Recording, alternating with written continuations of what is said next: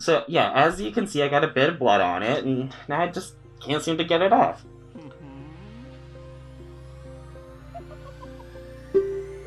Yeah, so you said you know of a way to get it off?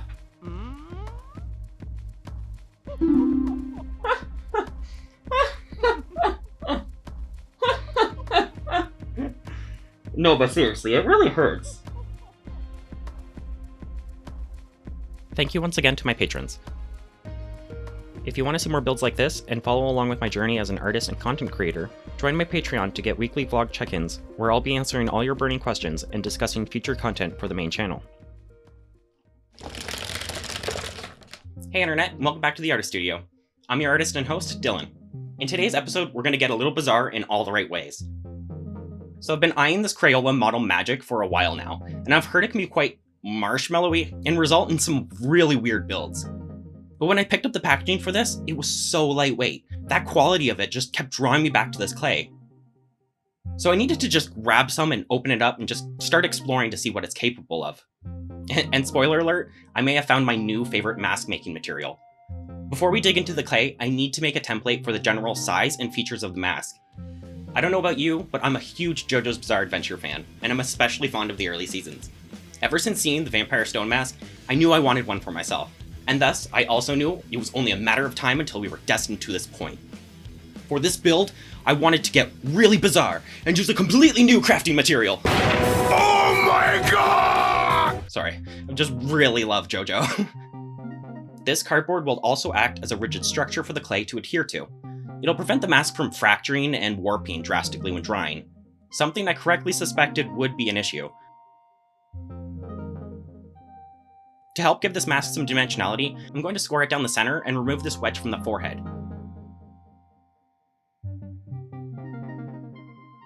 I then created the bridge of the nose with a new piece of cardboard that I fit in place by cutting the nose down the center. These halves of the nose were then bent outwards to become the size of the nose and the nostrils. To cover these new seams that I created, I used some strips of cardboard paper and relaminated them back together using some super glue.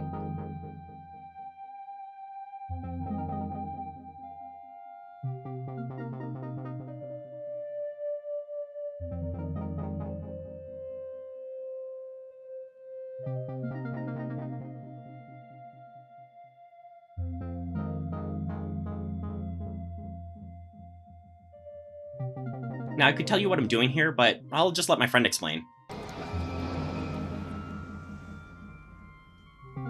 Yeah, that's basically the premise. The holes actually give the clay a little more to play with, and more places for the front and back portions of the clay to bond together, just kind of ensuring the cardboard doesn't delaminate later.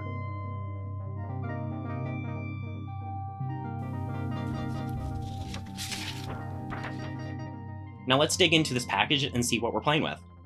It certainly doesn't feel like clay. Not like Play-Doh either.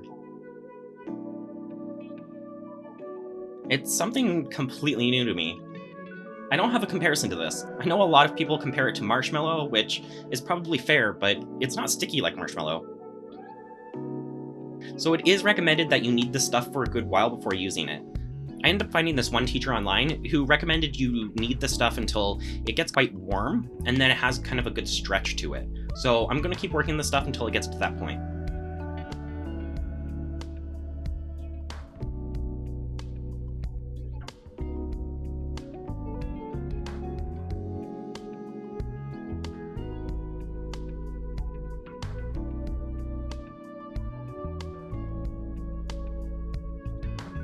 Okay, I think that's stretchy enough. It's been about 10 minutes that I've been playing with this stuff, and I know while that may seem like a long time, it really does feel a lot more loosened up since when I started playing with it. The textures that you can make from this are quite interesting. I'm immediately thinking of how I can best use this stuff.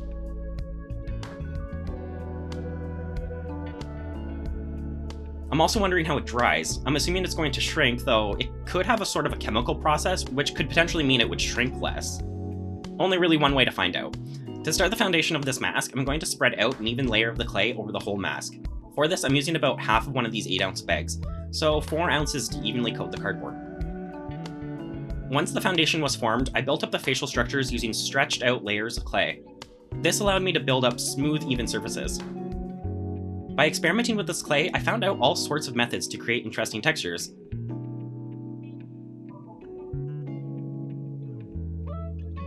This method of drawing out sheets of Model Magic would create this sandstone sort of look that I really fell in love with. Areas of the nose I was able to build up using pieces of clay that I then manipulated with my modeling tools. I found these silicone and metal-ended ones were a necessity for forming this clay into intricate shapes. The metal clay cutters were basically useless though. It would just tear at the Model Magic instead of cutting it away. So the vampire mask is known for its unique forehead feature, which I'm forming here using segmented pieces. Something I really love about this clay is its ability to adhere to itself. It basically bonds instantly with itself so long as it's still wet. And by wet, I mean you can sort of tell. Any piece you leave out for a couple of hours, it will begin to dry out and it will have trouble bonding to more Model Magic. But if you've been keeping the clay active and working it, or better yet, keeping it in an airtight container, it will instantly adhere to itself. Even on semi-dry surfaces, it's extremely receptive to scoring, like traditional clay modeling. And later, I learned you can even add a bit of water to some of the Model Magic to form a slip.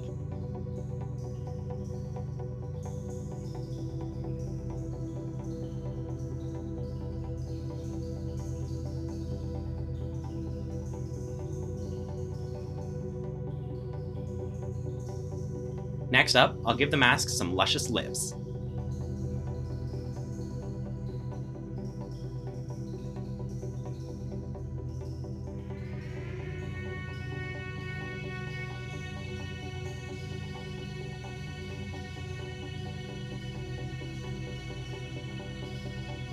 To fill in the cheeks, I roll out a ball of clay that I then flattened into a half-inch circle.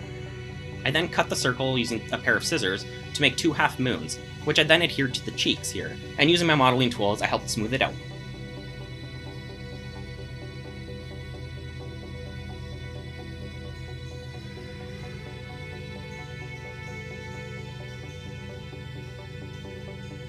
I then made these fangs and placed them carefully into the crux of the lips. To unify the forehead, I decided to try and preserve some of those textures I was creating earlier by stretching this clay into sheets.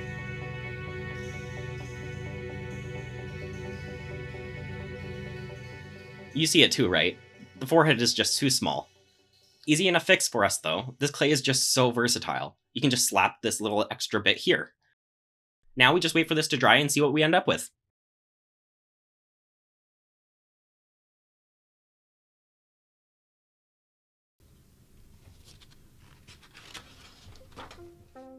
Alright, so it's been about a week, and there is some shrinkage. Do women know about shrinkage? What do you mean, like laundry? No. So it took about a whole week for me to feel the mask and to notice that it was about room temperature instead of being cold to the touch, which if you are ever working with a wetted medium and your object or structure is cold, that kind of tells you that there is some moisture inside that is being evaporated out. So every day or so, I ended up feeling the mask to see how it was doing, and it was kind of cold to the touch up until about a week. And being cold to the touch, I kind of know that there's some sort of there is some evaporation that's occurring, and there's still some wet material inside. And looking at it now, I can definitely tell you there's some shrinkage that results when the stuff is drying. Looking at some certain spots, there's a bit of marshmallowy effects that I'm not quite happy with, which honestly is only heightened by how it feels. Seriously, if you want to make anything that looks and feels exactly like marshmallow, but evidently isn't, well, Model Magic is your solution. As for me, I'm going to follow Crayola's recommendation and play with some slip to fill in some of these creases and cracks in the back. Don't worry, I'll keep some of them. There's just too many for my liking right now. So, as per Crayola's direction, I should be able to just add some water to a small amount of Model Magic, and after working it, it should become slip. For those of you who don't know what that is, slip is just a clay modeler's term for watery clay which is used to bond and blend. For me here, it's going to be more of a blending tool to even out these splotchy areas that show obvious layering of the clay.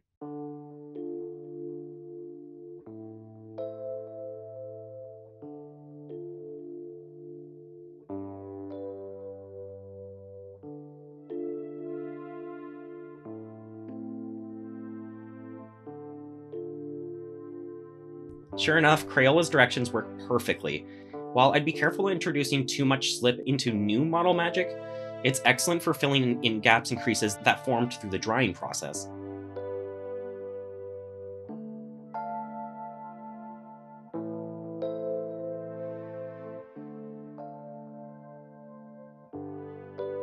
And so, with an extra night to dry, this mask is ready for finishes. Seeing how receptive this clay is to water, our first goal is to seal the mask, to prevent it from absorbing all the pigments in our paint, or worse, becoming brittle from the wet mediums. Of course, to seal it up, I'm turning to my best friend, Wellbond, but not before giving the mask a light sanding.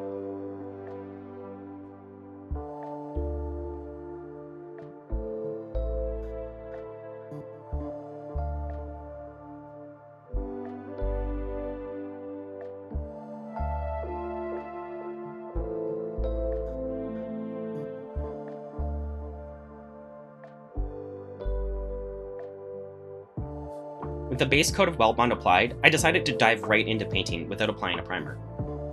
There was this light quality to the Wellbond and the Model Magic that I was feeling was very stone-like in person, so I just went right into painting the details on the mask. Now, you may not know this, but the vampire mask does have markings on it. Yeah, I didn't think so either until I was studying the damn thing and looking at all the different reference images. Look there! Yeah, these markings. I feel they're more important than I give them credit for. I don't know the original artist's intentions for this design, but who am I to alter it?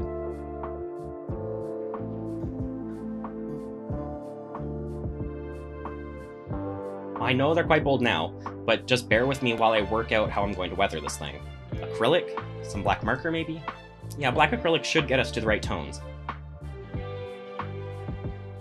I know a lot of people enjoy working with mineral spirits and other oil-based washes, but for me personally, I like the forgiveness of acrylic paint. It's also a lot less toxic. It'd be a challenge to explain my process here. I mean, I don't really ever have a process when it comes to painting something. I usually have a vision for what I'm going for, and a lot of the time I can't even remember how I got to the finished product. So I'm glad I've started to record these, so I can start reviewing back and learning how all of this is done.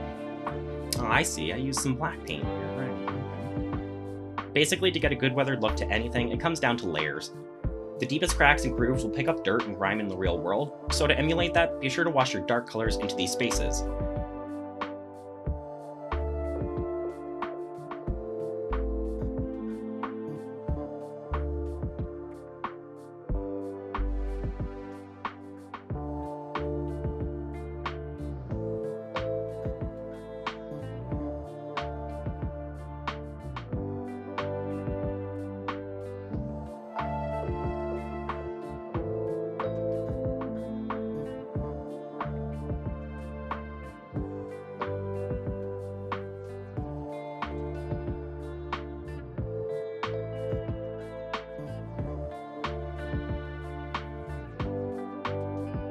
To get more natural tones, I used small amounts of red and green to bring a bit of life into the face of the mask. For washes like these, acrylics can be watered right down. If you're using cheaper paints, you may see small parts of pigments collecting to the top of your water. Try to acquire more expensive paints with finer pigments in them. A lot of artists hate watering down acrylics, but for me, it's a perfect way to add thin washes of color without using an oil or a tint.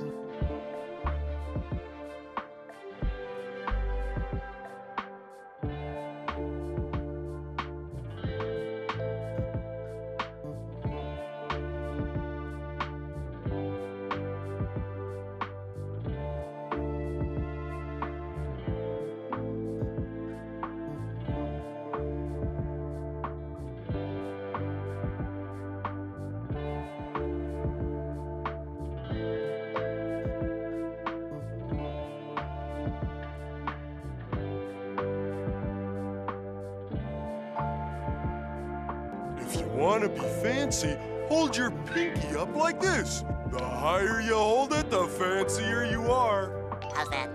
Higher. Like that? Now that's fancy. To highlight protrusions on the mask, I used a dry brush technique and lightly brushed on some white primer.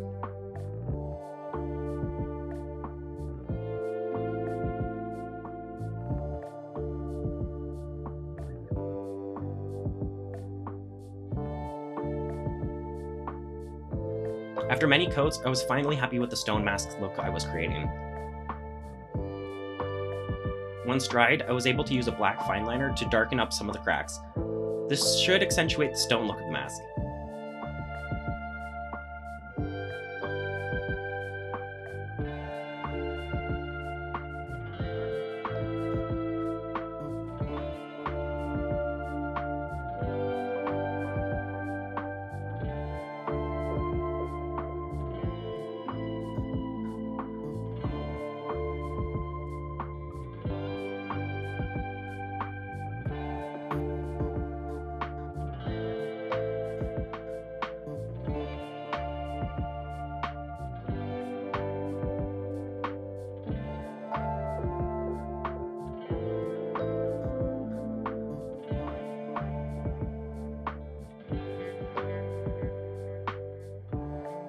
And honestly, with that, I think it's finished.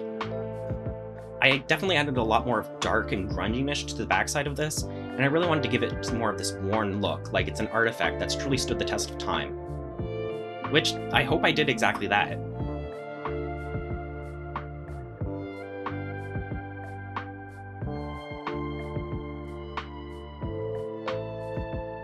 If you enjoyed this build and you have some ideas of your own to make with this model magic stuff, leave them in the comments below.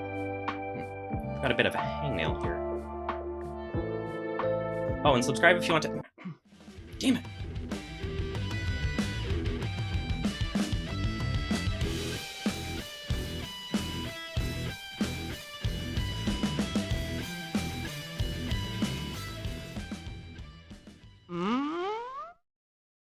Ho, ho, ho.